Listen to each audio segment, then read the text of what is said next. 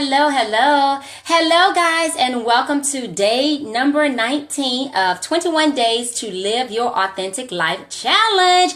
And Merry Christmas Eve to everybody. Guys, I'm so excited.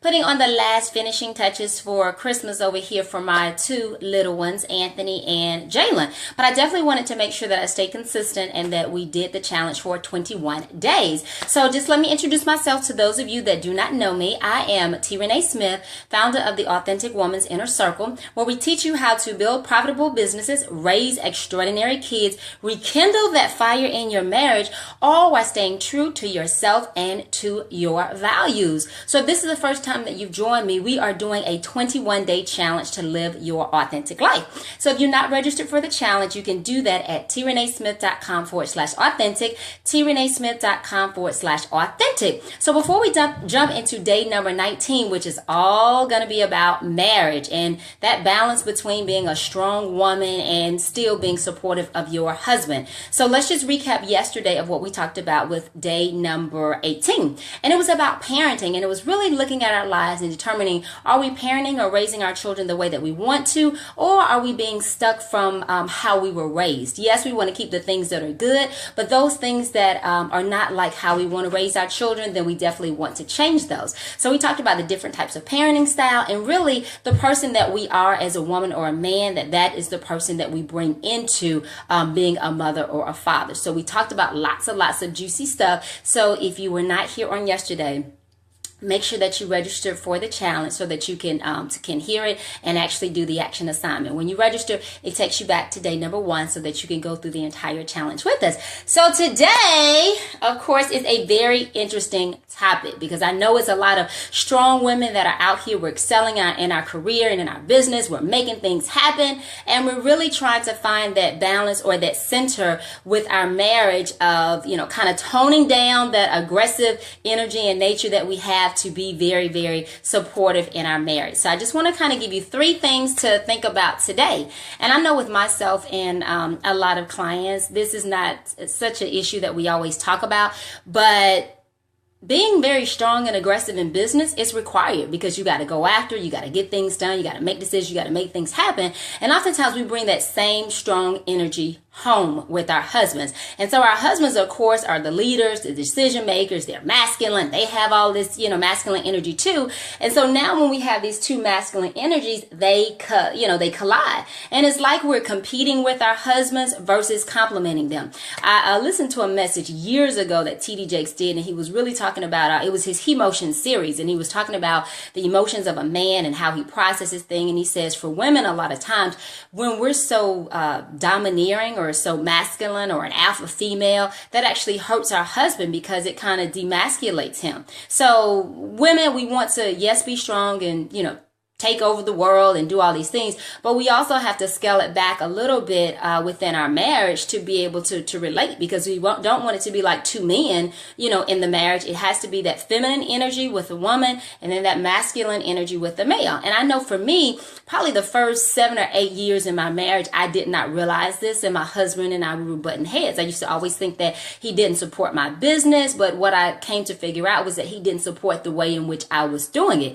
In one of our earlier lessons, we talked about priorities, and when I really sat down and I thought about it, my priorities were off because my marriage definitely was not at the top. It was probably the business, then the kids, and then my husband somewhere later on down the line, and then me probably not even on the list. So the one thing that I want to talk to you about, well, the first thing I want to talk to you about marriage and creating that balance between being that strong woman and still being supportive. And I use the word supportive because a lot of times when women hear submissive, we're like, honey, no man's going to be telling me what to do, and I don't want this and I don't want that. But when I say supportive, you really are. You're being supportive of your husband and his leadership and him being directed by God and him having a plan for your family. So the first thing that we want to think about as women is being supportive of what the mission is for our marriage and for our family that our husband, has said or that we've gone over together. So you've got to have a mission. I see so many times the man has a plan, or the husband has a plan, the wife has a plan, and they're going in two totally different directions.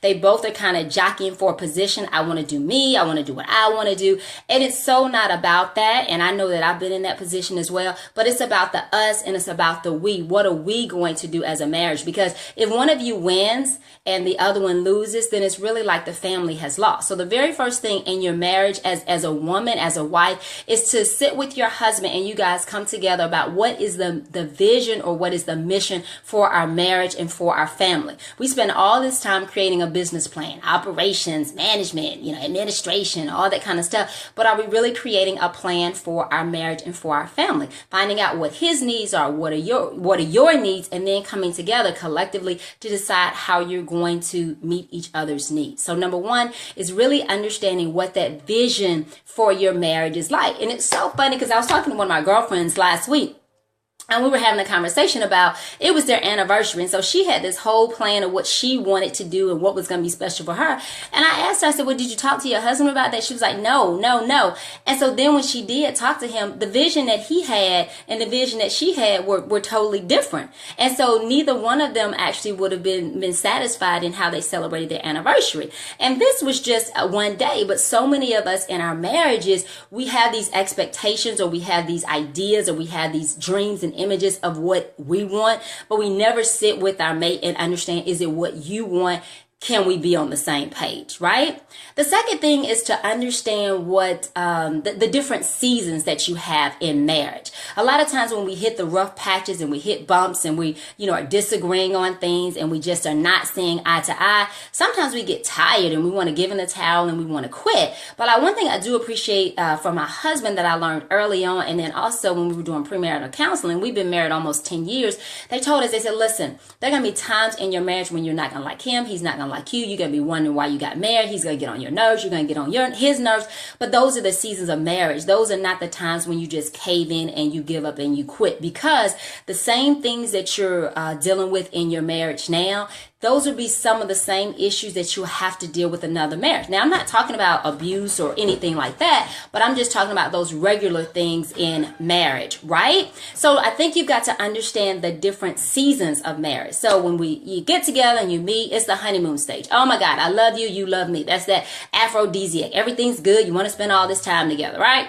Then you get married. Then it's kind of like that reality check. Who are you? What are you doing? Who am I? Are you the person that I thought? And even if you've been married for a while, when you start growing and changing, and maybe that other person is growing or changing at a different level or not growing and changing, as you all grow to different levels, you're going to have that reality check period, because the person that you married has grew and they've evolved. So it's a little bit different than the actual person that you met and married. So that's when you have to decide and say, hey, our marriage is shifting to a different season. How are we going to flow in that season? When you have a new baby, a new child, you start a new business, whatever the case is, it's a different season. So you guys have to be able to work together, and then you guys have to be able to grow together, right? So that's going to be your second season, kind of that reality check and figuring out what you want to do. Then you've got that third season where life starts to happen, things around you. Parents start getting sick and older and you're having to take care of them, or just, different things in your life. So you have to decide, what are you going to do in order to go to that next level? So a lot of couples don't necessarily have the tools that they need. And then they find themselves stressed out, or they find themselves, disappointed or upset, or whatever the case is. So just know that in marriage that there are going to be different seasons, and you guys have to work through them. Okay. The other thing that I want to tell you, the third thing, is men and women totally process things differently. I was having a conversation with my husband. I said, I want you to explain to me what respect means to you. So my idea of what respect means is totally different than what it meant for him, right? And so we had a total different language, a love language, a different language about communicating. And one of the best things that we did was we got Gary Chapman's book, which is the 5 love languages. And it helped me to understand that my husband's love language was service. My love language was, words of affirmation. So for him and for a lot of men, providing, doing for you, making sure that the family's taken care of, that's love. My love language is, honey, you did a great job. You know, good, I love you. But we were just missing because we were communicating totally different. So the third thing that I have to say is, number one, we talked about having a family mission. Vision for your marriage, for your family. Number two, we talked about that you've got to understand the seasons of marriage. Number three, we talked about you have to understand each person's love language and how they communicate, and make sure that you all get on the same page as far as being able to communicate. Because you may be showing your partner or your spouse love, but because that is not how they receive love, what you're doing is falling on deaf ears. And so you may be saying, what do you mean I don't love you? I pay the bills. I pay the car note. And your wife may simply be saying, well, wait a minute. I need you to show me some romance, show me some love. Or heck, if the woman is gifts or acts of service, then she may be like, well, you need to do this and that. So the third thing is that you've got to understand how your spouse communicates, because that's very, very important. So those are three things that I wanted to just point to you today. And women, tap into that feminine energy when you're dealing with your husband. The same way that we're in business and we're just dominating and getting things done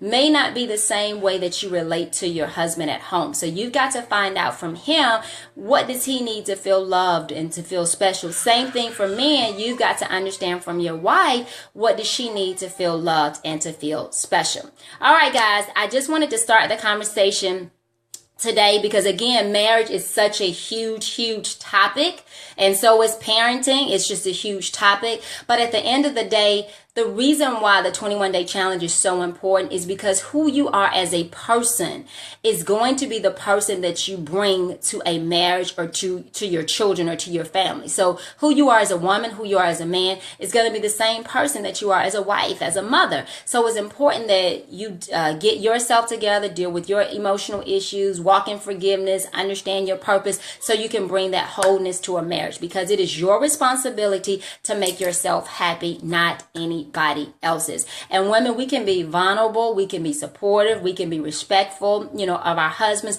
and we can still go out there and slay in business and do what we have to do. So you don't have to sacrifice, you just have to be able to switch in those different roles. So if you've not registered for the challenge, you can register at trenesmith.com/authentic. And it is day number 19. All about being that fierce businesswoman, taking care of things, but also still kind of being in that nurturing, that loving, that supportive role at home. So you can register for the challenge at trenesmith.com/authentic. I wish everybody a Merry Christmas, happy holidays. I hope that you have a Christmas Eve that is filled with love and joy and peace and purpose and prosperity and all of those things. And I wish for you guys a happy holiday, healthy marriages, healthy relationships with your kids, and financially prosperous businesses. So I'm signing off, guys. I am T. Renee Smith, founder of the Authentic Woman's Inner Circle, where we teach you how to build profitable businesses, raise extraordinary kids, rekindle the fire in your marriage, all while staying true to yourself and to your values. Thank you so much for joining me today, and I'll see you for day number 20 tomorrow. Bye-bye, guys. Have a happy holiday.